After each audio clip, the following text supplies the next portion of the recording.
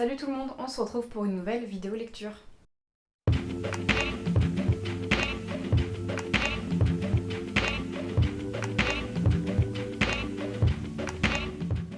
Aujourd'hui, je vais vous faire un petit peu le débrief de mes lectures d'hiver, c'est-à-dire mes lectures depuis le 21 décembre 2025 jusqu'à aujourd'hui. J'ai pas beaucoup de format papier à vous présenter parce que j'ai beaucoup lu sur liseuse et tablette, et j'ai aussi prêté certains livres à des amis, donc voilà. J'ai classé mes lectures par catégorie. J'ai commencé par une catégorie qui pourrait être, on va dire, fiction, littérature classique, littérature blanche, même si je déteste ce terme. Et j'ai commencé par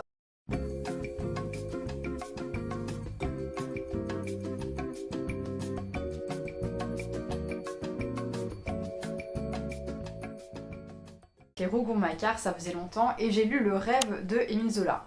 Et franchement, je pense que ça aurait pu être un de mes Rougon-Macquart préférés, notamment parce que la première partie de ce roman, je l'ai trouvé absolument géniale. Enfin, c'est vraiment tout ce que j'aime. On va suivre une enfant, en fait, Angélique, qui a été abandonnée par ses parents, qui est dans un espèce d'hospice, je pense, pour les orphelins et les orphelines. Et elle s'enfuit plus ou moins, et elle est recueillie en fait par un couple de tisserands, de chasubliers, je crois qu'on dit comme ça, les gens qui font les chasubles. Ils la recueillent, et c'est un couple qui n'a pas d'enfants, et qui sont persuadés en fait que s'ils n'ont pas eu d'enfants, c'est parce que c'est une sorte de malédiction, voilà, ils ont été maudits parce qu'ils se sont mariés tous les deux par amour, et non pas par arrangement en fait, pour suivre ce que leur demandait de faire leur famille.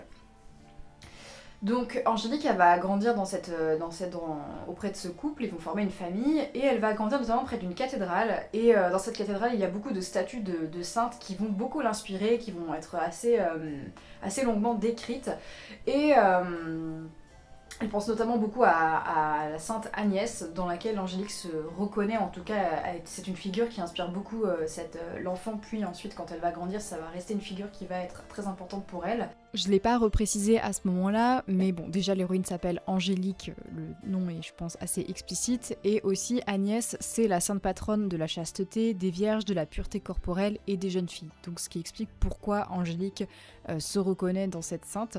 C'est aussi une sainte martyre, et ça aura du sens avec le reste de l'histoire par la suite. Elle lit aussi des espèces de légendes qui la font rêver, enfin voilà, elle baigne un petit peu dans tout ça. Et là, il y a vraiment, dans cette première partie de texte, quelque chose que j'ai adoré, c'est vraiment une ambiance, ouais, une espèce d'ambiance gothique vraiment fabuleuse, avec beaucoup de descriptions qui sont superbes et qui m'ont vraiment rappelé le Notre-Dame de Paris de Hugo. Et enfin, moi j'adore, je suis vraiment très fan de ce type d'ambiance, et là vraiment, Zola se fait très plaisir, comme il sait le faire avec ses descriptions. Il y a aussi des espèces de légendes que lit Agnès qui sont hyper étranges. C'est écrit moitié en vieux français, je pense, en ancien français. Et c'est des récits qui sont hyper violents. Elle lit ça alors qu'elle est gamine. C'est avec des espèces de tortures infernales, des martyrs. Enfin, c'est assez physique, assez violent. J'étais très surprise de trouver ça dans le texte de Zola. Je vais vous lire 2 extraits pour un peu vous expliquer ça. La cathédrale explique tout, a tout enfanté et conserve tout. Elle est la mère, la reine, énorme au milieu du petit tas de maisons basses, pareille à une couvée abritée frileusement sous ses ailes de pierre. Et ensuite, ça c'est plutôt sur la partie martyr, torture. Le passage que je vous ai pris, il est assez soft, mais il y a vraiment des descriptions où les gens se font écraser, étrangler, c'est vraiment assez violent. Des femmes débiles le terrassent, Marguerite lui écrase la tête de son pied, Julienne lui crève les flancs à coups de chaîne. Une sérénité s'en dégage, un dédain du mal puisqu'il est impuissant, une certitude du bien puisque la vertu est souveraine. Il suffit de se signer, le diable ne peut rien, hurle et disparaît. Quand une vierge fait le signe de croix, tout l'enfer croule. Donc ça c'est vraiment l'ambiance pendant, je dirais, tout le début du texte, et ça m'a vraiment... Je m'attendais pas du tout à ça en fait en commençant ce roman, et ça m'a vraiment plu. J'ai été en revanche beaucoup moins convaincue sur la deuxième partie, et j'avoue que ça m'a un peu déçue, je pense. Dans la deuxième partie du texte, l'histoire va s'orienter autour d'une histoire d'amour qui est impossible. D'habitude, moi j'aime bien ce genre de choses, ça me fait vibrer, voyez-vous, ça me porte. Et puis Zola sait très bien faire ça en général, mais là je sais pas tant que c'est mal exécuté, pas du tout. C'est vraiment que j'ai pas adhéré parce que je savais très bien comment ça allait se finir en fait. Il n'y avait aucune surprise, et cette situation, elle m'a elle m'a donné un peu un sentiment d'injustice, ça m'a un peu agacée. Et parce que ouais, je me doutais du sort réservé à l'héroïne et ça me coupait en fait l'envie de finir l'histoire parce que je savais déjà comment ça allait plus ou moins se terminer. Surtout qu'en plus, vraiment, Zola il laisse planer le doute jusqu'au bout quoi. Et ce qui fait que j'ai conclu le livre vraiment sans grand enthousiasme alors que c'est quand même bien exécuté. Mais ouais, je sais pas, ça m'a un peu. Du coup, j'ai vraiment décroché sur cette deuxième partie parce que j'avais pas. J'avais aucune. Comment dire. Aucune attente, aucune. Comment dire, j'étais plus dedans en fait. Je pense que j'étais un peu. Ça m'a un peu sorti de l'histoire. Et c'est dommage parce que c'est un roman qui est hyper intéressant, hein, qui parle de rêve évidemment, qui parle de foi. Angélique, c'est quelqu'un qui, comme elle grandit en fait avec tous ses contes et ses légendes, elle se fait vraiment une image de l'avenir d'un prince charmant avec un château, avec des richesses qui va vraiment l'obséder pendant longtemps. Et enfin, ce sujet est vraiment intéressant. Mais ouais, voilà, je sais pas quoi en penser. Peut-être que je le relirai plus tard, je sais pas trop, et que sans avoir ces attentes, et peut-être que là je pourrais plus apprécier ce que dit le texte finalement et le fond de cette deuxième partie surtout. Mais en tout cas, si vous aimez les ambiances gothiques, etc., allez-y parce que c'est vraiment. C'est très réussi, vraiment très réussi dans ce texte-là et je m'y attendais pas du tout, donc c'était quand même une bonne lecture. Si vous traînez un petit peu sur internet, vous n'avez pas pu passer à côté du phénomène de la série Heated Rivalry, qui est une série canadienne qui est adaptée en fait d'une saga de romans qui sont des romans de romance hockey gay. Et moi du coup j'avoue j'ai regardé la série, j'ai adoré, j'ai trouvé ça hyper bien réalisé, j'ai trouvé qu'il y avait vraiment un engagement au niveau des acteurs et de l'histoire, comment dire, les personnages sont vraiment touchants et c'est une série que j'ai vraiment beaucoup aimé et que j'ai dévoré. Et en fait j'étais curieuse de voir sur quel était le matériau de base en fait pour arriver à une série comme ça. Et donc je me suis intéressée à la saga de romans de Rachel Reid, j'en ai lu 2. Donc j'ai lu celui qui a donné son titre à la série qui est donc Heated Rivalry. Donc c'est des romans qui sont indépendants, hein. C'est des romans qui se passent dans le même univers, il y a toujours un joueur de hockey minimum dans l'histoire et vous pouvez les lire de façon tout à fait indépendante. Moi j'en ai lu 2, donc j'ai lu Heated Rivalry qui est donc l'histoire de 2 joueurs de hockey qui sont rivaux. D'un côté on a Shane Hollander qui est un Canadien qui joue pour l'équipe de Montréal et on a le Russe Ilya Rozanov qui joue pour l'équipe de Boston.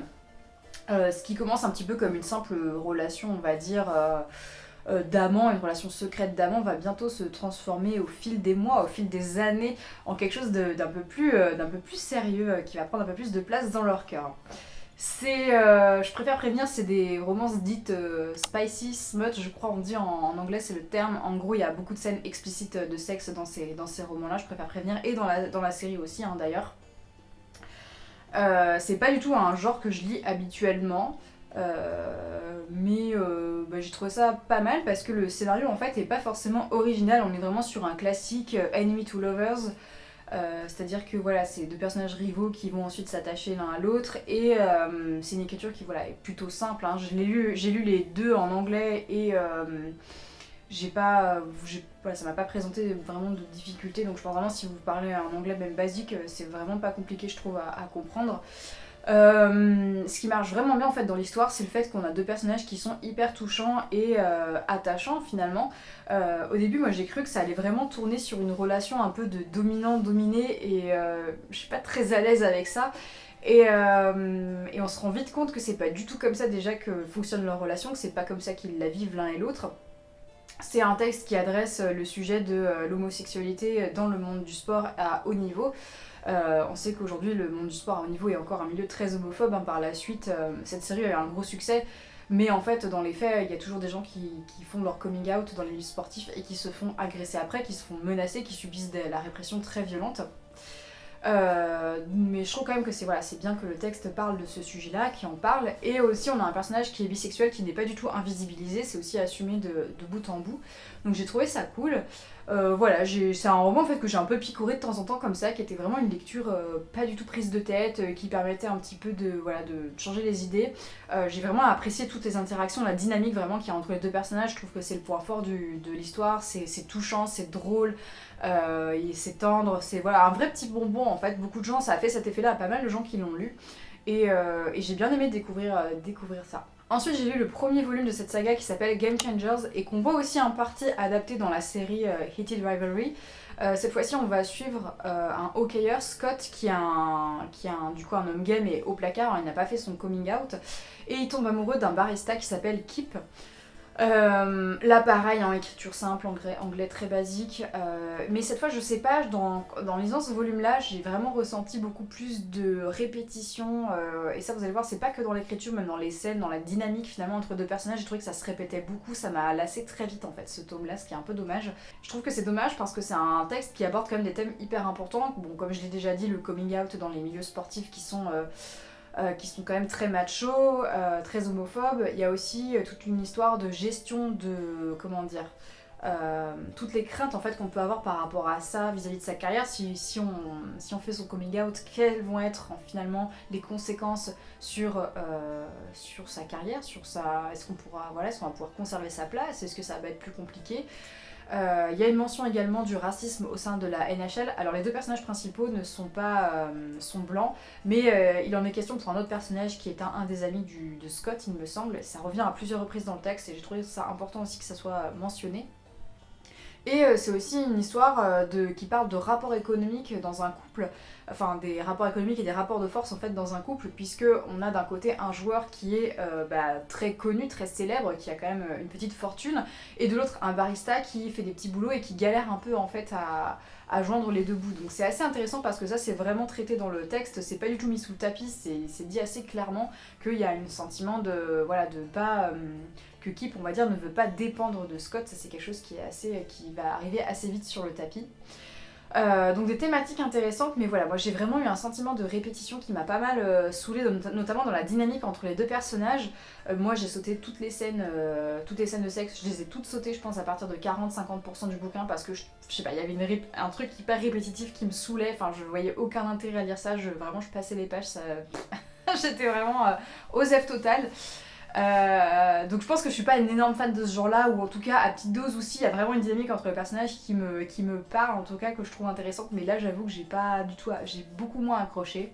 Après si vous avez vraiment adoré Heated Rivalry, essayez de le lire, hein, ça va peut-être vous plaire, je sais pas, mais moi je sais pas, il m'a un peu saoulée donc ça m'a pas forcément encouragée à lire les autres. Je pense que je lirai le dernier volume qui est la suite en fait de l'histoire entre Shane et Ilya, et puis voilà. Pour clore cette section, je vais vous parler d'un texte qui n'a strictement rien à voir, qui est Izamami et Izanagi, qui est donc la création du monde. Et donc c'est écrit par, attendez je vais vous le dire, parce que c'est écrit à l'intérieur, par Cecilia Palao et Juan Carlos Moreno.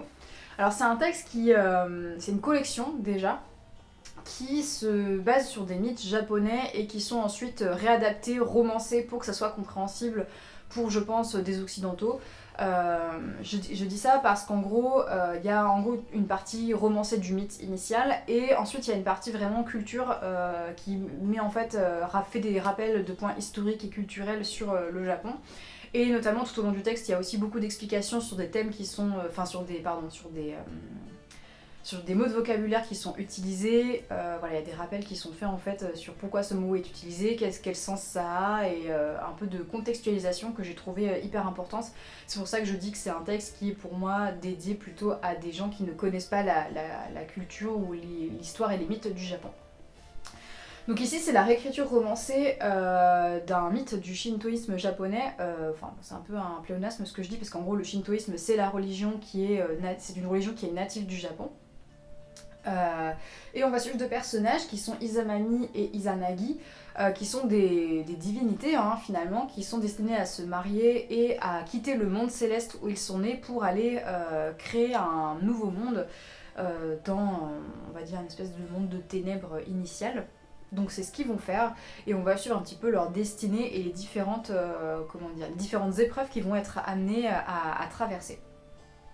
C'était hyper intéressant de se plonger dans cette mythologie parce que j'ai beau quand même lire des mangas, regarder des animés, lire de la littérature japonaise, regarder des films japonais depuis un moment, il y a quand même pas mal de choses que je connais pas en fait encore sur la mythologie japonaise, c'est quand même quelque chose que je connais vraiment mal, donc ça m'intéresse d'approfondir ça et je pense que c'est une saga qui est plutôt bien faite à ce titre-là. Bon, on est sur un rôle de personnage très classique, très archétypal, je trouve.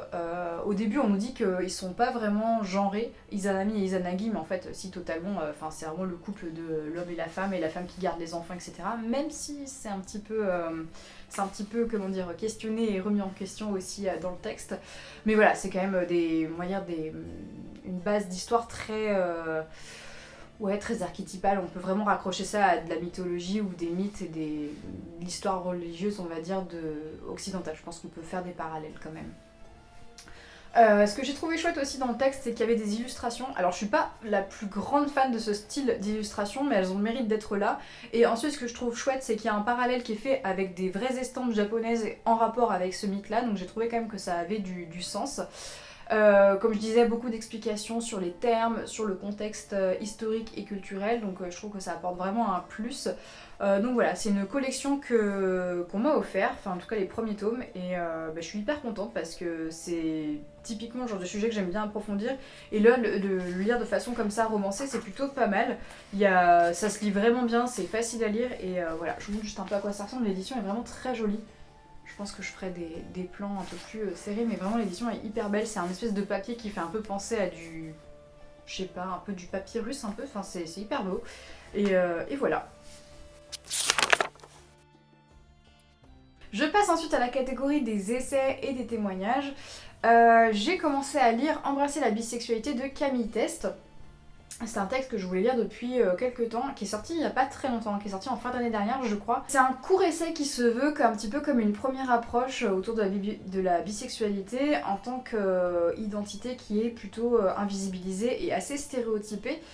Ici l'autrice Camille Test, elle va vraiment défendre la bisexualité comme une orientation à part entière et qui peut déranger parce que c'est une orientation qui interroge la binarité et les normes. Pour rappel, la bisexualité, c'est le fait de ne pas être attiré uniquement par les hommes ou par les femmes, mais par les deux, et voire même par les personnes qui se revendiquent, par exemple, non-binaires. Ce que j'ai trouvé chouette, c'est que dans le texte, elle cherche pas du tout à tout ramener elle cherche pas à ramener tout le temps la couverture à la bisexualité, c'est-à-dire qu'elle prend aussi en compte le fait que d'autres identités queer sont aussi très marginalisées, notamment les personnes trans, et elle rappelle que la démarche de son texte, en fait, c'est pas du tout d'essayer d'invisibiliser les autres, mais juste de rappeler et d'expliquer que les bisexuels subissent des violences qui sont souvent silencieuses. C'est un ouvrage qui est hyper important à mes yeux, je trouve, pour s'initier à ce sujet. J'ai pas l'impression qu'il y ait beaucoup de textes aujourd'hui qui soient apparus en français à ce sujet-là.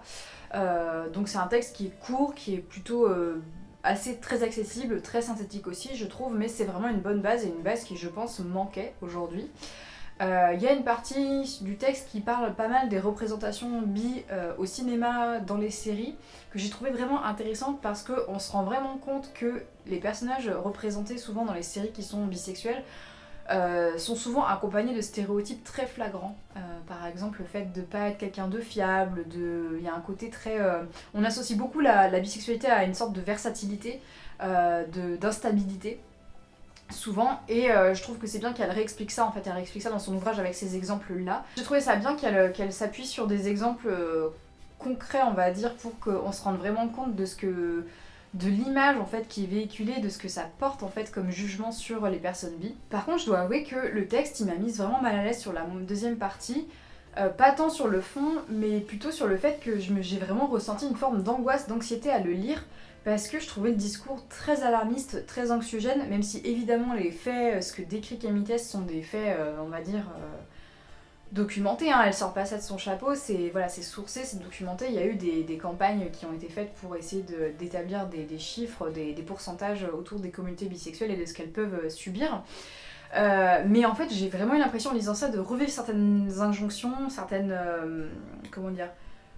la façon dont on nous impose certaines normes, et c'était pas très agréable à vivre, je vous le dis clairement.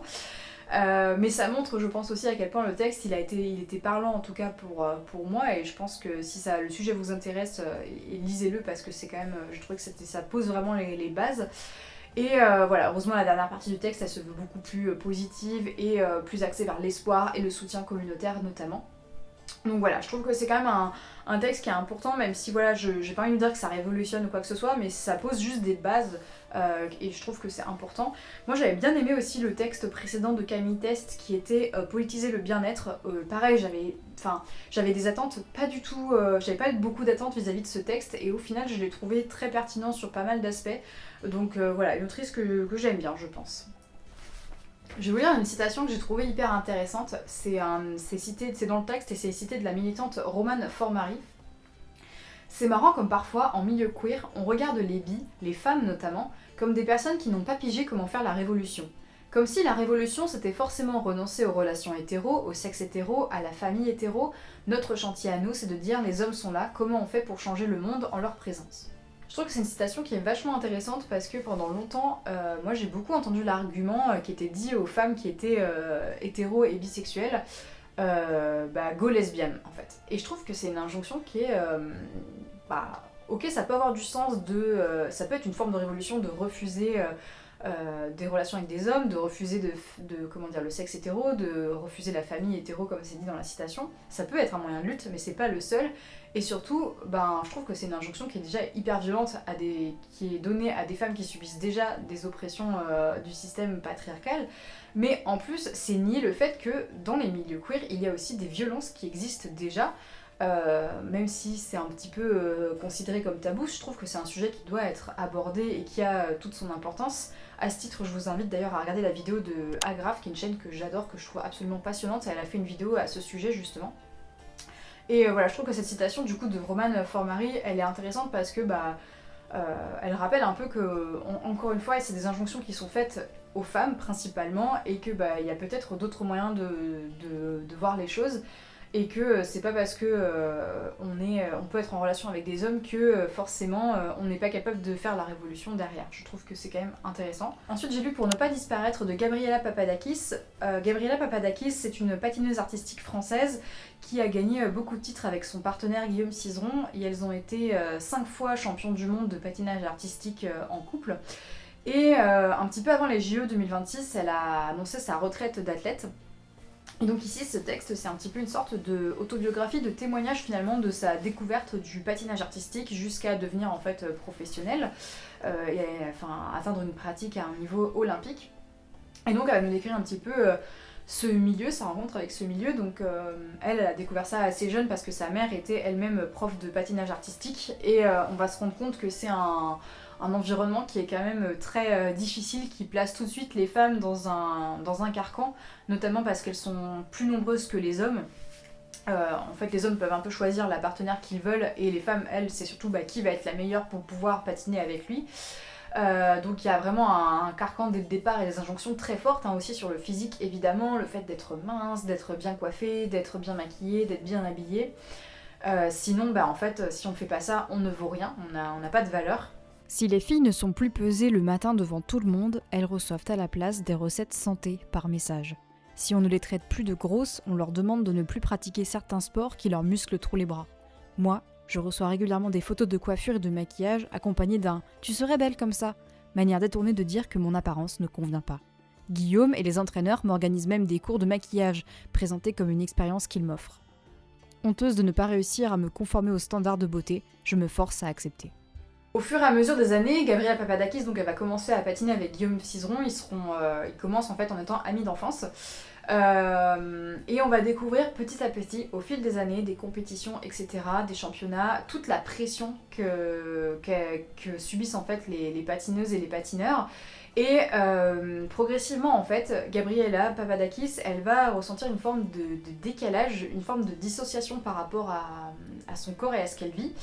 Elle va témoigner en partie de violences sexistes et sexuelles qu'elle va subir au cours de son parcours, mais donc qui sont évidemment des choses très choquantes, mais aussi du quotidien en fait, de remarques quotidiennes sur sa performance, sur son physique, sur son apparence physique, sur son caractère, sur les choses qu'elles peuvent vivre mal, où elle essaye de demander de l'aide et où son mal-être est totalement nié. Moi c'est vraiment une violence verbale je trouve dans les remarques etc qui m'a beaucoup choquée parce que j'ai essayé de me dire que c'est des choses qu'on vit au quotidien, qu'on doit encaisser au quotidien, qui formatent un peu notre façon de penser, qui nient notre façon de penser. Elle explique que pendant des années elle a l'impression en fait qu'elle a aucun problème, enfin tout le monde lui dit qu'elle n'a pas de problème donc elle se dit que tout ce qu'elle vit, toute la souffrance qu'elle peut avoir, ça n'existe pas en fait. Donc je pense que ça accentue le fait qu'elle est dissociée à un moment donné de ce qu'elle vivait, de son corps. Et il y a aussi le fait qu'elle a une posture de femme queer, de femme bisexuelle, qui a aussi des incidences sur son parcours, sur la façon dont elle est perçue, je pense aussi. C'est un texte qui a été vraiment bouleversant et dur à lire pour moi par moments, parce que ce que raconte Gabriela Papadakis, c'est hyper dur. Et en même temps, ça n'a tristement rien d'étonnant dans notre société. Ce qu'elle a vécu, d'autres femmes l'ont vécu avant elle, et dans d'autres milieux sans doute. Je pense que ça m'a aussi beaucoup touchée parce que moi j'ai toujours beaucoup aimé le patinage artistique. Depuis quand j'étais petite par exemple, c'était vraiment quelque chose, je demandais à mes parents qu'ils me disent quand il y avait du patinage à la télé parce que je voulais vraiment regarder ça. Et c'est une pratique que j'aime, que j'ai toujours beaucoup aimé regarder, que j'ai toujours beaucoup admiré. Et vous savez, ça fait toujours quelque chose quand il y a quelque chose que vous admirez beaucoup, où vous apprenez qu'il y a des choses sombres derrière. Alors je n'ai pas été, on va dire, étonnée, vraiment, il y a beaucoup de pratiques dans le sport notamment athlétique de haut niveau, et notamment dans les sports comme ça où il y a une part, on va dire, d'artistique sur le physique aussi, sur l'apparence physique. Voilà, je suis pas étonnée qu'il y ait un aspect très sombre dans les coulisses de ce milieu-là, mais ça fait quand même quelque chose, ça fait quand même mal de se dire qu'il y a toute cette souffrance et toutes ces injonctions derrière. Et j'espère vraiment que ce témoignage qu'elle a fait, qui est hyper courageux en plus parce qu'elle a été pas mal bâchée par la suite, Gabriela Papadakis. Faut savoir que du coup Guillaume Cizeron, qu'elle accuse pas de violence sexiste et sexuelle mais plutôt de manipulation, d'emprise psychologique, lui il a continué à patiner derrière, qu'il a été encensé pendant les Jeux Olympiques et défendu en fait par rapport aux accusations qu'elle a pu faire et contre lui et contre le milieu en général. En fait tout ça a été totalement mis sous le tapis pour vraiment juste célébrer la victoire de la France. Parce que c'était ce qui comptait. Je trouve que ouais, ça n'a pas dû être une situation facile, je pense qu'elle a dû se prendre un sacré harcèlement derrière. Mais malgré tout, son témoignage, je pense qu'il est hyper courageux et hyper important parce que ça va, je pense, ouvrir la voie à d'autres témoignages qui vont peut-être participer à provoquer des changements concrets dans le milieu du patinage artistique. Il y a vraiment des choses que j'ai lues, qu'elle raconte, des réactions d'hommes notamment dans le texte qui font vraiment bondir. Il y a vraiment il y a du boulot, il y a du chemin à faire pour que ce milieu change. Pendant le spectacle, en Italie, je confie à Guillaume que je trouve inquiétant que des petites filles de 12-13 ans partagent le même vestiaire que nous et que j'envisage d'en parler à l'organisation. Guillaume acquiesce, et l'espace d'un instant, je crois que nous sommes sur la même longueur d'onde. Puis il ajoute « Oui, parfois c'est super stressant pour moi, elle pourrait faire de fausses accusations, et je pourrais me retrouver dans la merde. » Soudain, je comprends que nous ne sommes pas du même côté. Il y a 1 an, je lui ai confié que j'envisageais de porter plainte contre l'un de mes agresseurs. Il m'avait répondu que si je le faisais, il ne voudrait plus patiner avec moi. Sur le moment, j'avais pensé que c'était parce qu'il ne souhaitait pas traverser une telle procédure pour protéger sa santé mentale. J'avais respecté ce choix et abandonné. Mais désormais, je vois apparaître un fossé irréconciliable entre nos systèmes de valeurs. Je vous présente rapidement un dernier livre parce que je ne l'ai pas encore terminé. Il s'agit de Débordé Bolloré, faire face au libéralisme autoritaire dans le monde du livre. Donc c'est une anthologie qui parle donc notamment du rachat, je crois, de l'an dernier, ou d'il y a 2 ans, je sais plus, de Vincent Bolloré, d'un nombre de maisons d'édition absolument faramineux, c'est absolument énorme, c'est vraiment un empire.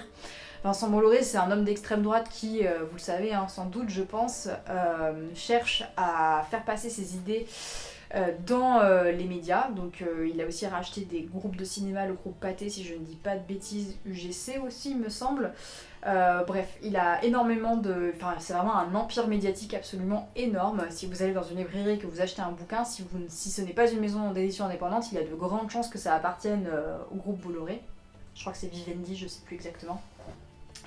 Et en gros, tout ça c'est expliqué un petit peu dans ce texte-là, dans cette anthologie. Il y a plusieurs personnes qui interviennent qui sont plus ou moins proches du monde du livre. Il y a des gens qui travaillent dans le monde de l'édition, des gens qui sont libraires, des gens qui sont journalistes, des gens qui sont auteurs, autrices, qui interviennent. Et je trouve que pour l'instant c'est assez intéressant parce que notamment il y a des rappels sur le fonctionnement de l'impression d'un livre, comment ça se passe en fait l'édition d'un livre, la publication d'un livre. Là il y avait un entretien hyper intéressant sur la place de l'édition et du livre dans les pays d'Afrique aussi, c'était hyper intéressant et c'est totalement en lien avec Bolloré puisque il a construit une partie de son empire sur le continent africain. Il a vraiment fait une sorte de néocolonialisme, hein, clairement là-bas. Voilà, donc j'ai pas terminé encore, mais c'est hyper intéressant. Sachez que c'est aussi disponible gratuitement sur internet, mais je crois que le livre coûte 12 €, voilà, c'est ce qui est marqué derrière. C'est un prix quand même, je trouve, plutôt accessible au vu de la qualité de ce que je lis pour l'instant. Et c'est hyper important de soutenir des démarches comme celle-ci, je pense, parce que on se rend pas compte de... Enfin, si on s'y intéresse pas un minimum, on se rend vraiment pas compte de l'emprise et de l'empire que c'est. Enfin, vraiment, c'est énorme, c'est absolument monstrueux le nombre de bouquins en fait qui sont possédés par l'Empire Bolloré, c'est assez effrayant. On va passer à la catégorie des graphiques, des bandes dessinées et des mangas. Donc j'ai commencé par lire sur la pointe des pieds le tome 1 à la rencontre de l'hiver, avec au scénario JD et au dessin et couleurs Ajeng. Donc ce sont deux femmes chinoises. Et donc dans ce texte, on va suivre l'histoire de Lin Xiaolu, qui est une lycéenne dont les parents se sont séparés quand elle était très jeune, et c'est une adolescente qui est très solitaire, qui vit vraiment dans son monde. Elle passe son temps en fait à dessiner et à imaginer plein d'histoires. Chose qu'on voit assez clairement dans les planches parce qu'elle déborde d'imagination et elle voit quasiment constamment des créatures, des sortes de petits lapins très mignons autour d'elle. C'est très coloré, c'est très... ça déborde un peu de partout et ça se voit dans les cases, c'est assez chouette. Et un jour, en fait, elle voit un de ses camarades qui est en train de dessiner une fresque sur un mur et elle commence un petit peu à s'intéresser à ce garçon-là. C'est une histoire qui est vraiment très drôle, très, très tendre. Et avec un dessin qui est pas très... un peu atypique pour moi, en tout cas ça me sort de mes habitudes. Je trouve qu'on a vraiment des traits très fins, des expressions, des visages très expressifs, presque qui grimacent parfois, je sais pas comment expliquer, mais il y a vraiment des expressions très particulières qui sont rendues par le dessin et que j'ai trouvé intéressant. Les cases, comme je disais, débordent en fait des créatures qui sont imaginées par Lin Xiaolu, ça peuple toute la bande dessinée. Et on a aussi des paysages urbains qui sont très colorés avec vraiment une dominante de rouge, de bleu, de beige qui sont vraiment les couleurs, je trouve, les plus présentes. Ça reste très coloré. Et voilà, donc j'ai pas grand chose de plus à dire, c'était une belle découverte, je vous mettrai des inserts, des images. En tout cas j'ai trouvé ça chouette pour l'instant et je continuerai de la lire, je pense. Et je crois aussi que c'est adapté d'un roman. Gilly a écrit un roman en fait et ça a été adapté en bande dessinée. Voilà. Ensuite, j'ai lu le deuxième tome de She Wasn't a Guy, dont je vous avais parlé, je pense, dans ma dernière vidéo. J'ai lu le tome 2, pas grand chose de plus à dire, j'ai l'impression qu'il y a un fil narratif un peu plus concret qui commence à se former, mais c'est pas encore trop ça non plus. Ce qui me gêne pas plus que ça, je dois admettre. Le fait qu'il y ait des petits sketchs toujours, moi ça me gêne pas trop, et j'ai quand même l'impression qu'il y a un fil narratif qui se dessine malgré tout, donc ça me va pour l'instant. C'est toujours aussi beau, mais vraiment j'adore le style des personnages, et c'est vrai que ça m'avait pas frappé à ma première lecture, mais je crois pas avoir dit ça la première fois que j'en ai parlé, mais ça m'a vraiment interpellée sur la lecture de ce second tome. C'est hyper inspiré de Nana en fait, dans le style, parce qu'il y a vraiment une femme qui est... une adolescente plutôt, une jeune fille qui a un côté très punk, très rock, et l'autre qui est plutôt très girly, très femme en fait à côté. Et c'est vrai que je me suis dit, mais en fait, c'est vraiment les deux nanas dans le manga Nana, en fait. Ça, c'est marrant, j'avais pas fait le lien entre cette dynamique, mais c'est vrai que ça m'a vraiment frappé à ma lecture. Alors, l'histoire est très différente, mais juste ce style-là m'y a fait penser. Et voilà, c'est toujours aussi chouette à lire, je me suis régalée en le lisant. J'ai beaucoup de mal à lire en ce moment, et je me suis donc pas mal focus sur un manga, parce que je trouve que ça me demande moins de concentration, et c'est tout aussi divertissant et agréable à lire. Et donc je me suis complètement plongée dans Jujutsu Kaisen de Gege Akutami. Jujutsu Kaisen, moi j'ai découvert il y a 2-3 ans avec l'animé. Et c'est d'ailleurs pour ça, je pense que le manga est devenu très populaire. C'est, je pense, en grande partie grâce à l'animé qui est absolument incroyable. Que ce soit en termes d'animation, de réalisation, de musique, de doublage, c'est vraiment... si vous aimez les animés, mais vraiment allez regarder Jujutsu Kaisen. Moi je me suis tout refait en début d'année parce que je voulais commencer la saison 3, j'ai tout regardé. Et j'ai été juste subjuguée. Vraiment, c'est un de mes mangas, c'est passé vraiment un de mes animés favoris. Et donc, je me suis intéressée à l'œuvre originale, donc au manga de Gege Akutami. Et donc là j'ai dû lire à peu près 15 tomes. Jujutsu Kaisen, c'est l'histoire de Yuji Itadori, qui est un jeune garçon qui est orphelin et qui a été élevé par son grand-père. Et son grand-père décède au début du manga et lui dit avant de mourir voilà, il lui dit Yuji, t'es un garçon avec beaucoup d'énergie, beaucoup de force, il faut que tu mettes cette énergie-là, il faut que tu mettes ta force au service des autres, tu dois aider les autres. Voilà, ça commence comme ça. Et en gros, bon, je résume rapidement, mais Yuji se retrouve en fait dans une situation où il rencontre un exorciste qui s'appelle Megumi. Et il se rend compte en fait qu'il a la capacité de voir des fléaux. Les fléaux, ce sont des créatures qui se nourrissent des mauvais sentiments humains, de la haine, de la tristesse, de la colère, de la souffrance, et qui donc créent des créatures qui attaquent les êtres humains. Et il y a des exorcistes en fait qui existent pour détruire ces créatures-là. Yuji en rencontre un par hasard et les deux essayent de récupérer une relique très rare et très dangereuse qui menace en fait le lycée de Yuji. Et disons que par, on va dire, un concours de circonstances, Yuji avale la relique et se retrouve possédé par l'un des démons les plus puissants du monde de l'exorcisme. Mais réussit par un quel miracle à le contrôler. Voilà, ça part de là. Et donc Yuji va ensuite devenir lui-même exorciste et ça va être un petit peu comment il arrive à maîtriser ce démon à l'intérieur de lui, etc. Bon voilà. C'est une trame de shonen en vrai très classique. Il n'y a rien de hyper original je trouve dans la trame principale du shonen. C'est plus on va dire la réalisation, l'écriture des personnages qui je trouve font vraiment la force de ce manga. Le dessin de Gege Akutami, je suis pas sûre que tout le monde aimera. Moi j'avoue que j'aime bien parce que je trouve qu'il a un côté très un petit peu horrifique parfois, notamment avec les fléaux, certaines scènes aussi sur les visages.